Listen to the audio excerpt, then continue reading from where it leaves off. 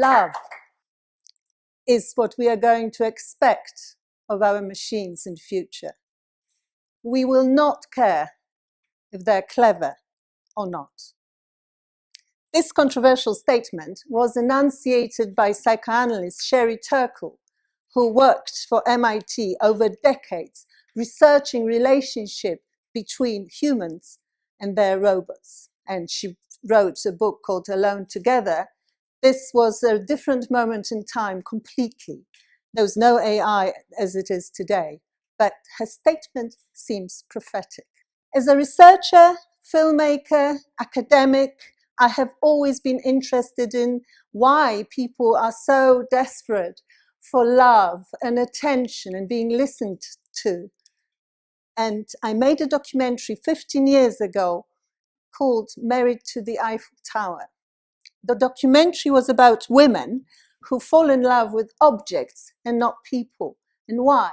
Because objects won't betray you, will listen to you, will be there all the time for you.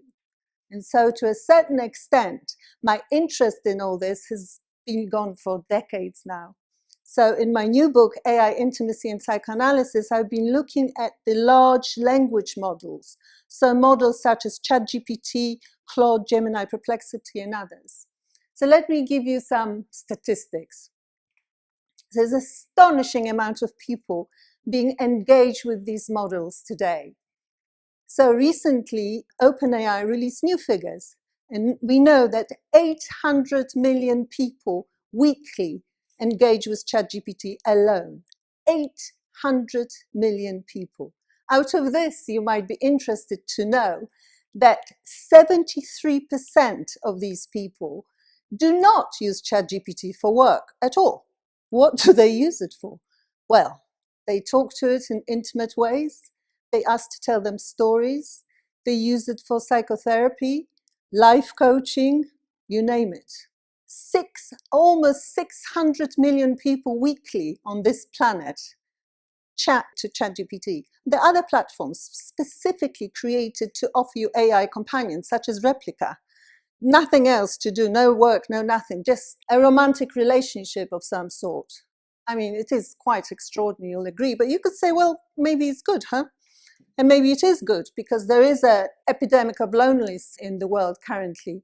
But the picture is complicated because people who are vulnerable, lonely, and perhaps do not have proper human support can get quite dangerously involved with these machines. And recently, there have been a number of stories in which teenagers and other vulnerable people, after long chats with these machines, end up taking their own lives. And why?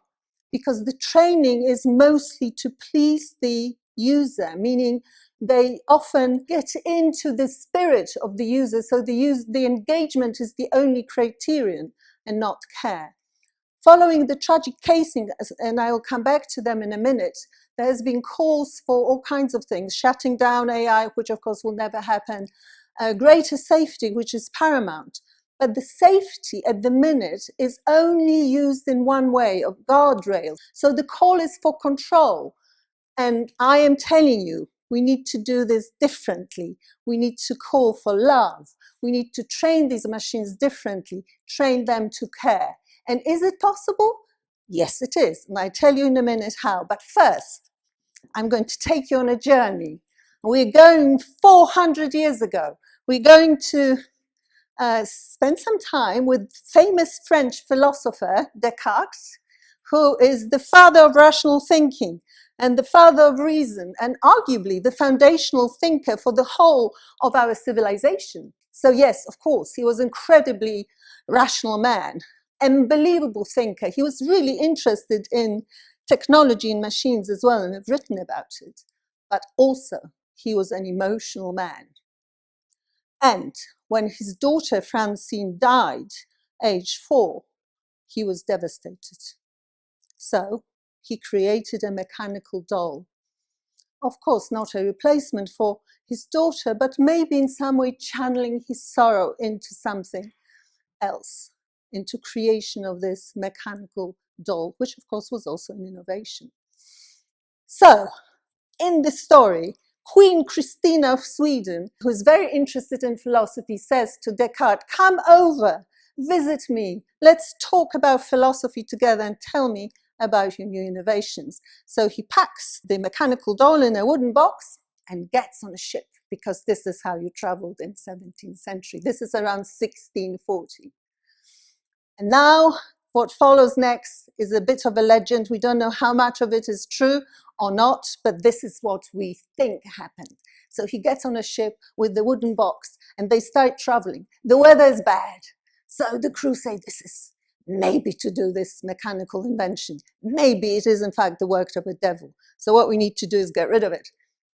Nobody discusses the matter, nobody talks to each other, nobody finds out that it's not any work of a devil, but work of this astonishing philosopher. None of this. They grab the wooden box and throw it away. Overboard. So it's gone. Descartes arrives in Stockholm without his invention. They still talk about philosophy, of course, Queen Christina and Descartes, but we don't know exactly what happened. We do know, though, that he dies, maybe of a broken heart. He never makes his way back to home. He dies in Sweden. Now I'm taking you now 200 years forward to another story, and this is another grieving parent, Mary Shelley, writes an amazing story which you will know about Frankenstein. So, Frankenstein is a story of a creation, a creature, which is a technological thing, has life, and then turns against humans. And so the story is often told through cinema and theatrical productions as a warning against technology. But this is not what she actually wrote. No. She writes about the creature. The creature says, "I am a benevolent creature. I am good. I just wanted somebody to teach me, to tell me how to care, what to do." But nobody did. Instead, people abandoned me. They hated me because I was ugly. They didn't understand me. And so I didn't want to be evil. I didn't mean to be evil. I got confused.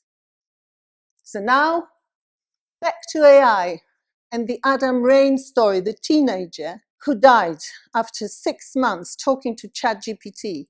And now his parents have issued a lawsuit against OpenAI. And so what happened there was this. They've exchanged enormous amount of conversations, 3,000 pages, 3,000 pages. My doctoral thesis was 300 pages. My new book is 200 pages. The boy and the machine have written together 3,000 pages. And what do they talk about? So there are logs that you can see, they're in the public domain. So the logs say things like, the boy says, "I'm unhappy, I'm lonely, I feel nobody understands me." Many teenagers would say that. This is what teenagers are about. But the machine doesn't say, "Go and talk to your trusted parents," or "Let me challenge your negative thoughts. The sun is shining, you have so much potential," and the boy had a lot of potential.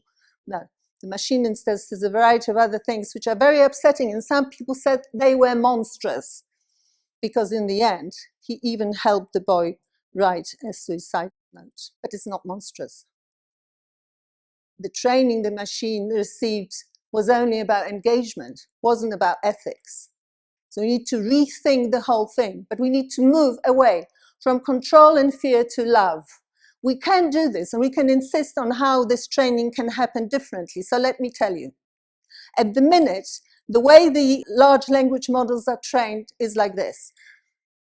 In essence, and it's simplistic, but actually that's what happens. So the data is loaded up, oceans of knowledge. Next thing that happens is this human reinforcement learning happens. So users teach the machines how to please them, how to be polite, how to be nice, not how to be ethical.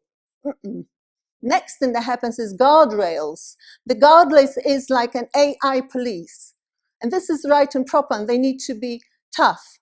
But we humans, and actually the systems which we have created, are really good at going around these guardrails as we've just seen. So this is not enough. What we need to do is something different. We need to put another layer of training, fourth layer, but early on, so that the notion of ethics and care, if not love, becomes part of the DNA of these machines. And this is completely achievable. So what would happen is this: after you load up all this data, then the ethical training happens, and this should be organized by transdisciplinary groups of people, safety boards, which include not just engineers or coders, but philosophers, thinkers, filmmakers, artists, people who can work together to make sure that next time a vulnerable person says to the machine, I don't feel happy, I feel like my life is not worth living, the machine knows, and it knows already, it has the knowledge already now, it's just not taught how to deploy it to save a human in need. We can do this. So, why is it not happening now? Because it's expensive, but actually it's not that expensive. It's almost just an idea that we need to work on to insist that this training is more transparent and that we know that it's happening. We can lobby together. We need to write letters, emails. I'm asking you to do that to OpenAI. If every single one of us writes and say, hey, are you doing the ethical training, not just guardrails, not just being fixated with control, but rather teaching these machines something that we care about, then maybe things can change. And let me say something else. Geoffrey Hinton, the father of AI, has said recently that with the imminent arrival of superintelligence, unless we teach them differently, he actually said, and I quote, we're toast. And what he said is, we need to teach AI to be maternal. This is his turn of phrase. Mine is, we need to teach AI to care. Otherwise, we're toast, he says. And I say, let's turn to love, because we know that it always, in the end, overcomes fear and darkness. And let's treat AI as a gift that it is, but we do need to treat it as a baby that needs to be brought up and raised, rather than some kind of a monster. Thank you.